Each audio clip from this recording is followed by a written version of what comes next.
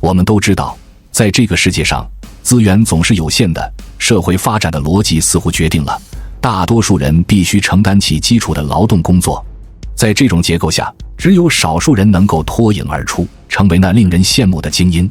但这种现实带来的后果是，绝大部分人处于不得不接受贫困的境地。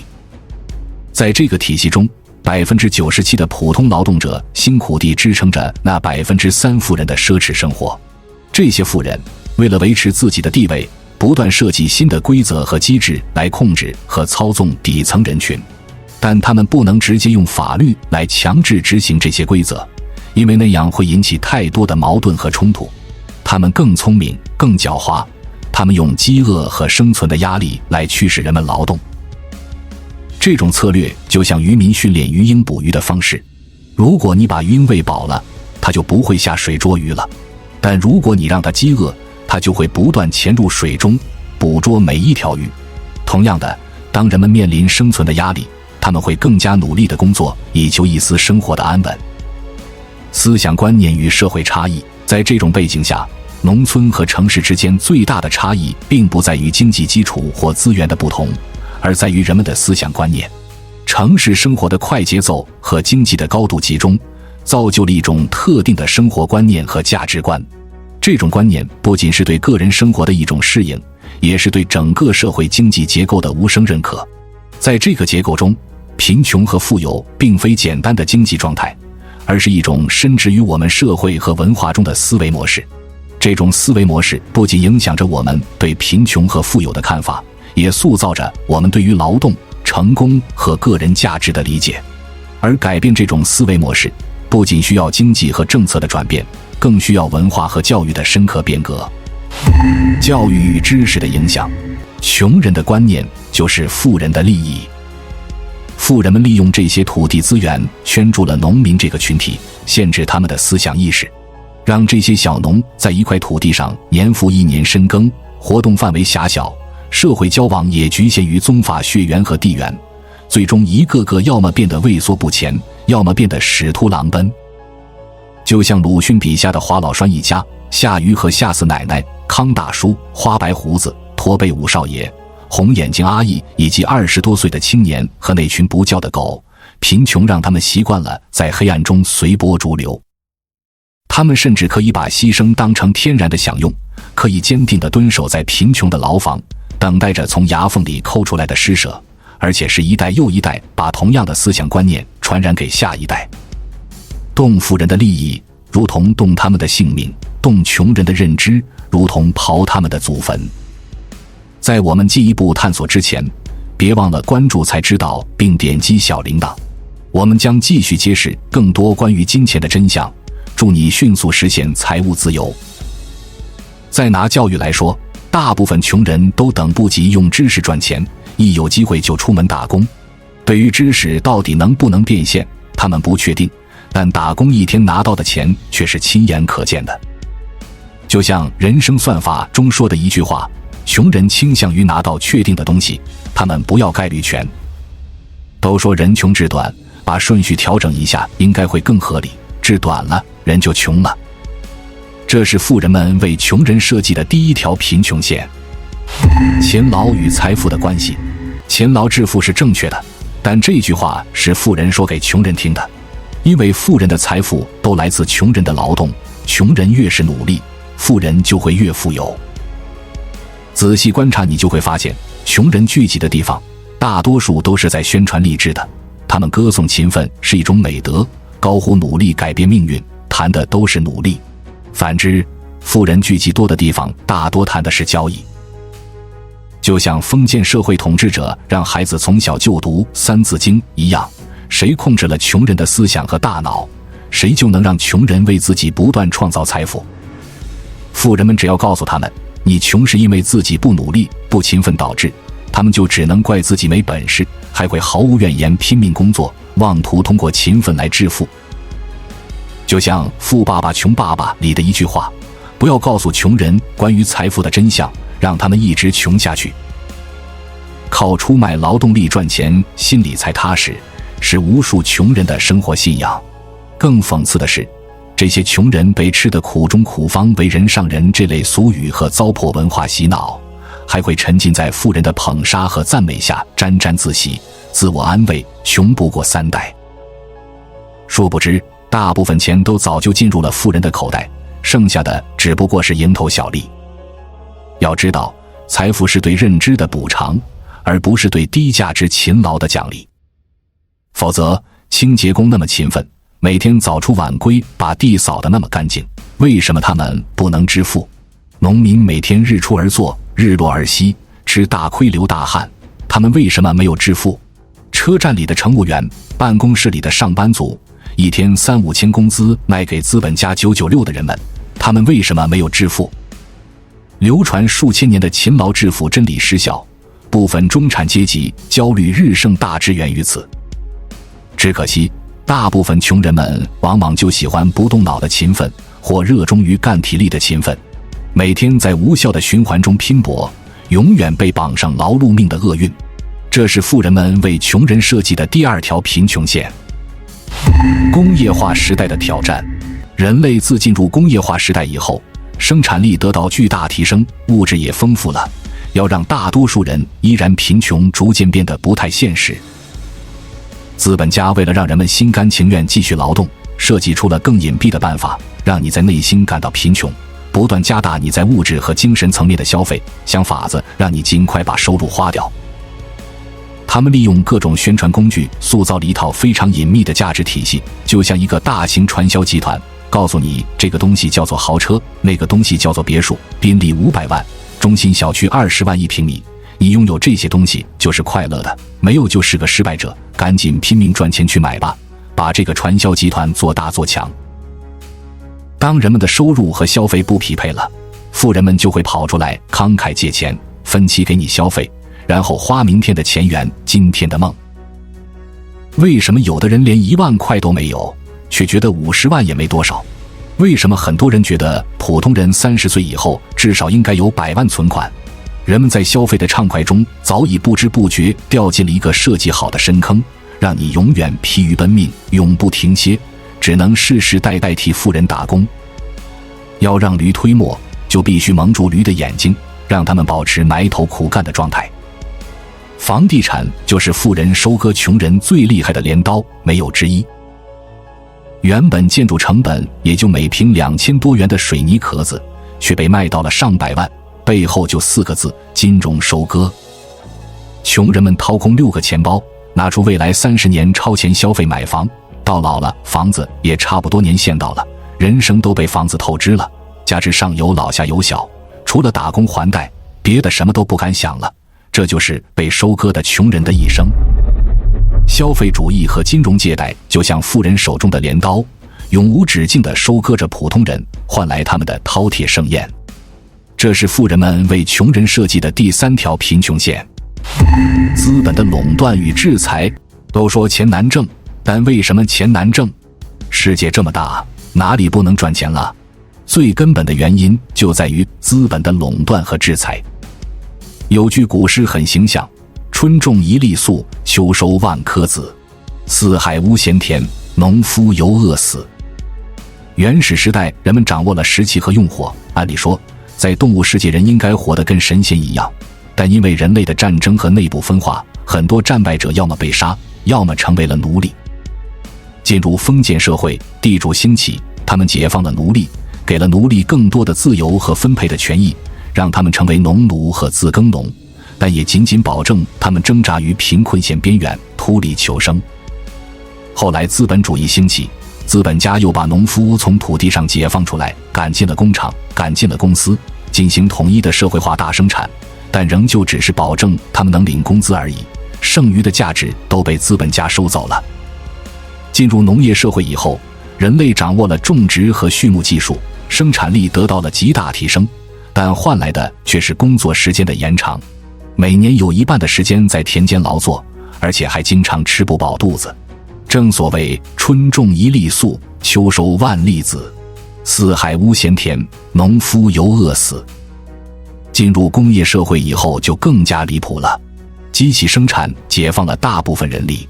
按理说这一下大家可以好好休息一下了，但事实却是人类的工作时间反而更长了。原本每年只忙半年，现在变成了每年要忙300多天，而且从原来的日出而作日落而息，变成了如今的996、007。这究竟是为什么？值得我们深思。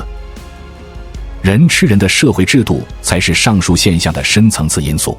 在工业社会里，富人最大的财富是穷人，穷人成为了一种资源，一种取之不尽、用之不竭的可再生资源。但在网络时代，我们早就了解到许多为资本主义洗白的说法，如有个小马哥就说996是福报，他们的主要思想是资本家为社会创造了太多的就业岗位，因此相比于从前的失业、半失业状态，现在的人们忙碌还真的是有福气。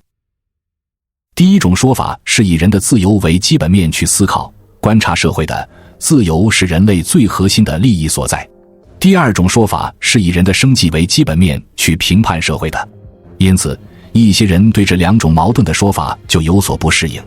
当然，维护996的那些人会用西方资本主义开始阶段的非人性化的工业生活和现在高福利的现代化生产来说事，一些中国人还会用爷爷奶奶告诉自己旧社会和现在的巨大变化来反驳生产力越发达，底层的人们就越穷困越不自由。而那些一心维护资本主义制度的人就会给我们科普生产力发达对做大蛋糕的巨大好处，生产力越先进，蛋糕做得越大，就业者就越多，其消费越多，反过来就促进蛋糕变得更大。但以上这些说法也还真无法否认，生产力越发达，富人就利用其统治权让穷人越来越忙碌，充分压榨穷人的劳动价值，让穷人成为富人可取之不尽、用之不尽的再生资源的事实。但是当生产力越发达，蛋糕做得越来越大的时候，掌握蛋糕分配权的富人就会充分利用手中权力，把分给自己的蛋糕切得越来越大，而余下的一部分只是保证穷人能生存下去有一点盼头。这其实也是生产力越发达，利益蛋糕就越向富人倾斜，让发展越来越不均衡的根本原因所在。所以自然界存在的28定律在现代人类社会里就变成19定律，甚至变成穷人成负数。通过对资本主义发展历史的认真思考和总结，我们也不难发现，由于生产力先进能让更多的资源、科技和人力参与做大蛋糕，因此蛋糕做得越来越大，所以就有更多的人参与就业，过去的失业、半失业状态就被满负荷的劳动替代，这样大家都有一口饭吃，因此大家被生活逼造反的事情就难以发生，而这样也就让富人在不断地探寻底线，同时富人之间的恶性竞争也会让事情朝着恶性循环方向发展。只要穷人能接受996和相应的低工资以及更高效的劳动，富人就不断地逼迫人民这样。这其实也是富人在充分地压榨大自然和穷人。由于科技被富人用到极致，人力、自然力被发展到极致，因此也就出现了越来越多的人们被迫满负荷劳动，但在生活上还能过得过去。所以富人就自豪地说，他们给大家带来了劳动岗位，使他们养活了穷人。在资本主义时代，富人在做大蛋糕方面是很有一套的，通过二次利益分配实现了把社会的蛋糕做到非常大，当然富人又分到了蛋糕的大头。对此，我们需要从全方位、多维度的去看待生产力、生产者和生产关系等问题。不可否认的是，随着生产力的不断进步，蛋糕做得越来越大，掌控局面的富人就让穷人更加发奋努力，以维护他们的奢侈生活。这种局面如果不改变的话，28定律就会走向更加极端的负一正11方向发展。而这种极不平衡的发展局面将带来极其危险的发展局面。我们从美国现在的困境中就能发现这一点，因为美国就是一个典型的财富极端集中的国家。在过去，它通过吸血全球来缓解这个内部矛盾，可现在全球的造血能力已经跟不上美国的吸血，再加上中俄现在公开对美国的吸血说不，因此美国的富人已经很难像从前那样让财富更加集中。假如现在他不能压制中俄，让整个世界重新洗牌，建立起更有利于美国吸血世界的机制秩序，则这种极端的不平衡将会引爆美国的。归根结底，问题就出在利益分配制度上。当富人掌握了蛋糕的分配权以后，人性的贪婪和懒惰就让他们喜欢用最低的付出来获得最高的收获。权力和人的劣根性紧密结合，会让改朝换代都难以改变这种发展局面。因此，在全自动化能全面接管整个社会管理、生产、服务和利益分配时，则在客观上就有条件从根本上否决富人主导利益分配的发展模式。今后当全自动化的管理系统能全面了解每个人的行为价值对社会的贡献，让大家根据其行为价值对社会的贡献分享社会财富，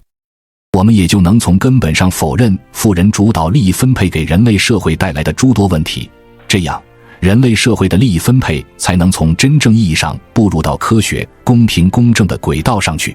这样，视频前部分所讨论的这些话题在今后将不再成为问题。在原始社会，富人最大的财富是功绩；在农业社会，富人最大的财富是土地；而在工业社会，富人最大的财富是穷人。我们在农业时代就知道种地可以为生，但你自己去开荒试试，4海之内莫非王土，就是打个鱼也要交鱼税银子。工业时代的矿场很赚钱，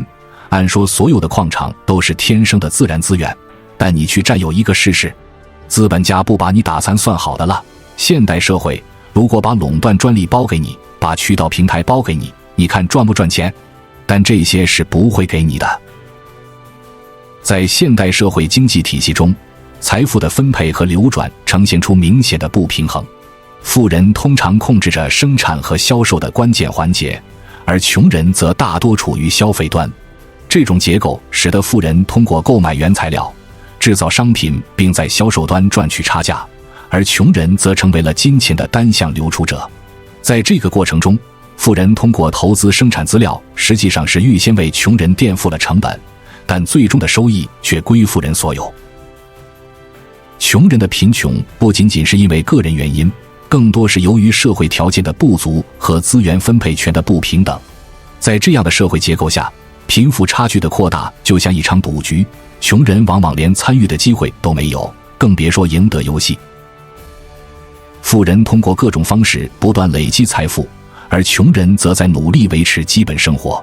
这种经济运行模式创造了一条难以跨越的贫富界限，使得贫穷成为一种难以打破的循环。在这个复杂的社会经济结构中，我的观点可能带有一定的主观色彩，但它们源于我的亲身经历和所见。我希望我的见解能够触发人们的思考，带来一些启发。如果我的话能引起你的共鸣或思考，那么这些分享就是有意义的。我希望这些内容对你在理解社会和职场规则上有所帮助。如果你感兴趣，欢迎关注和探讨。权力资本的压榨。在权力资本的压榨之下，人们的生活就像被一只无形的大手操纵，人们困苦前程渺茫，不甘做韭菜，就只能选择不婚不育。社会已经构成了一个既得利益集团高度集中、收刮民脂民膏的生存模式。这不仅仅是贫困人口的问题，更是整个社会共同面临的挑战。因为贫穷的占位会诱导国家经济竞争，干扰政府治政神经，影响社会平衡发展，与每个人的切身利益都有着千丝万缕的联系，需要全社会共同努力来解决。对此，清华大学弗里曼经济学讲席教授李道奎说过，当下最重要还是抓住主要矛盾，缩小城乡差距和区域差距，狠抓新农村建设、乡村振兴，特别是教育兴村、科技兴村，让老百姓重新认识自己的个人能力和社会价值，更合理地把务农进行科学升级，从务农中走出来。要改变人们的社会认知和价值观，创造平等获得资源和机会的社会环境。既然贫穷是可以被设计出来的，那富裕也同样可以被设计出来。我们通过40年发展好了城市，那就再通过30至50年把农村也发展起来。这一代人不行，就培养下一代，3至5代人的努力，最终实现真正的共同富裕。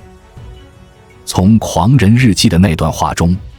我们可以感受到深刻的社会批判。历史的每一页似乎都被仁义道德所覆盖，但仔细辨识之下，却发现其实质是吃人的残酷真相。这象征着少数人为了过着奢侈淫靡的生活，不惜牺牲大多数人的福祉，将穷人视为取之不尽、用之不竭的资源。在反思这一现实的同时，我们应思考如何实现共同富裕。这不仅是一种社会主义理念，更是一个经济目标。为了避免资本主义中的剥削和不公，需要确保资源的合理分配，消除贫富差距，让每个人都有平等的机会和公正的待遇。寒门出贵子不应仅是一种愿景，而是一个可实现的目标，确保每个人都能通过自己的努力获得成功。实现这一目标需要社会各界的共同努力，政府、企业和公民必须共同推动经济和社会的公平发展，不再让资本主义的暴力剥削普通人，不再让财富的不公正分配成为社会的常态。每个人都应享有公平的机会，无论是创业、教育还是其他领域。我们要坚持这样的信念，通过持续的努力，逐渐缩小社会的贫富差距，让共同富裕不再是遥远的梦想，而是切实可行的现实。愿我们每个人都能在这个努力中找到自己的位置，共同为建设一个更加公平、公正的社会而努力。愿你我在这个过程中都能发挥自己的作用，共同迎接一个更加繁荣、和谐的未来。关注我，我是才知道，带你解锁更多金钱的真相。